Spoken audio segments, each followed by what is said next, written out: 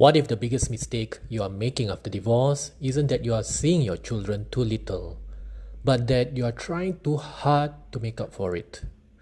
Because guilt doesn't make you a better father. Sometimes it quietly turns you into a weaker one. By the end of this video, you'll know the one question that can instantly stop guilt from controlling your parenting, and I'll show you why the strongest fathers after divorce do not compete for their children's love. They create emotional safety instead. I'm not sharing this as a psychologist. I'm sharing this as someone who has lived through divorce. I have experienced the guilt, the temptation to overcompensate, the fear that your child might love the other home more than yours. And over the years, I have realized something that changed the way I parent forever.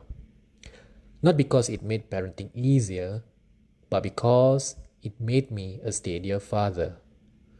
Let me explain. Because this lesson didn't come from a book. It came from one painful moment that forced me to ask myself a question I didn't want to answer. I remember preparing for one of my daughter's access days. I had everything planned. A nice meal, her favorite snacks, activities, places to go. I wanted every minute to be memorable. Why? Because deep inside, I was terrified. Terrified she would enjoy the other household more, that she would slowly forget me, that divorce had already stolen something I could never replace. So I kept trying harder. Bigger outings, more treats, more excitement, and every time she looked sad, I panicked. Every time she wanted to leave, it felt personal. Every goodbye felt like failure. Then one day, I asked myself something uncomfortable. Who am I doing all this for? Is it her or me? That question hit me harder than the divorce itself because I realized much of what I call love was actually guilt wearing a father's face. And guilt is dangerous because guilt whispers, say yes, don't discipline, don't disappoint her, make this weekend unforgettable, go, prove you're still a good father. It sounds loving, but it slowly steals your leadership. Because now, your child isn't following a father. She's managing a father's emotions. That's a burden no child should carry. The moment I saw that, everything changed. Instead of asking, how do I make up for the divorce? I started asking, what does my daughter need from a strong father today? Not tomorrow, not next month. Today. And the answer surprised me. She didn't need another expensive outing, more toys, endless entertainment. She needed something much rarer. A father whose mood wasn't controlled by guilt, who kept his promises, who corrected her gently, who stayed calm when she was emotional, who had routines, pray, and love with her. Someone who loved her without trying to buy her happiness. Because children don't measure love the way adults do. They measure safety, predictability, presence, consistency.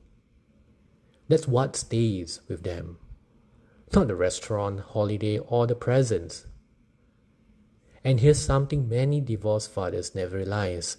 If your child feels responsible for making you feel like a good father, she stops feeling free to simply be your child. That's not love. That's emotional pressure, whether you intended it or not. And children carry that weight quietly. Years later, it becomes anxiety, people-pleasing, or guilt they never deserved. That's why responsibility must always lead, not guilt. So here's the lesson that transformed my parenting. Your job is not to compensate for the broken family structure. Your job is to become a stable father inside that reality. Those are two completely different missions. One is impossible. The other is achievable every single day. Before every parenting decision, pause and ask yourself one question. Am I doing this from guilt or from responsibility? If the answer is guilt, pause, think again. If the answer is responsibility, proceed confidently. That one question protects you from becoming the fun but emotionally unstable weekend dad and helps you become something far more valuable. A father your child never has to worry about losing emotionally.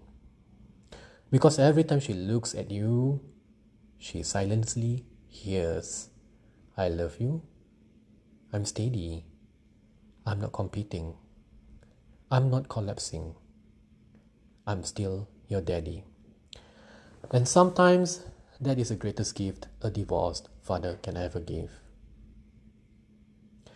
If you are rebuilding after divorce and trying to become that kind of father, you need more than motivation. You need structure. That's exactly why I created the Muslim Man Rebuild Playbook. It's a free guide designed specifically for Muslim men rebuilding after divorce. This covers emotional control, fatherhood, discipline, faith, purpose, and rebuilding your life with structure instead of reacting to pain.